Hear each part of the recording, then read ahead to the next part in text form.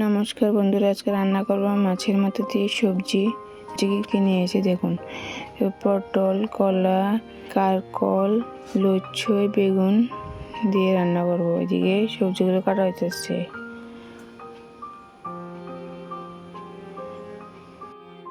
এদিকে সবজি কাটা শেষ। এদিকে আগুন ধরে কড়াই বসিয়ে দিচ্ছি, বসে জল দিয়ে দিতেছি কড়াইয়াত। এদিকে মাছের মাথা তুনটা দিয়ে যাচ্ছি, দিয়েছি স্বাদ মতো লবণ, হলুদ দিয়ে লবণ দিয়ে দিচ্ছি।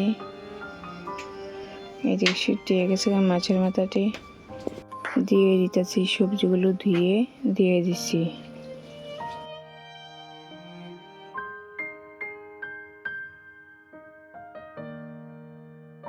সবজি ধোয়া হয়ে গেছে, দিয়েছি হলুদ গুঁড়া, স্বাদ মতো লবণ দিয়ে লাড়াই দিতেছি। সবজির গায়ে মশলা লেগে গেছে, দিয়ে দেবো ঢাকনা, যা সিদ্ধ হয়।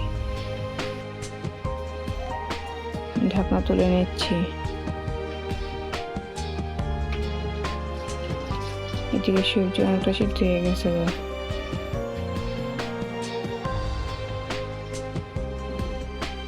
দিয়ে দেবো জিরা, ধনিয়া, লঙ্কা গুঁড়া, দিয়ে আবার লাড়া দেবো।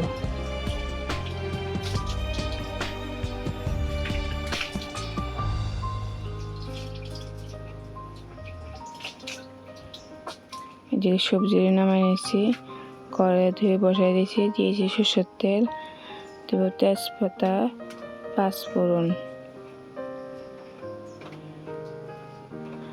এদিকে পাঁচফোড়ন হয়ে গেছে, দিয়ে দেবো একটু পেঁয়াজ কাটা। পেঁয়াজ ভাজা হয়ে গেছে, দিয়ে দেবো সবজিটি।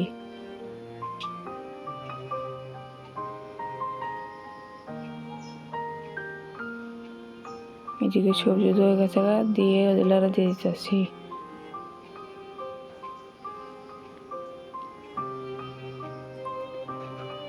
এদিকে বিলাতি ধনিয়া পাতা কেটে নিয়েছি, দিয়ে দিয়েছি।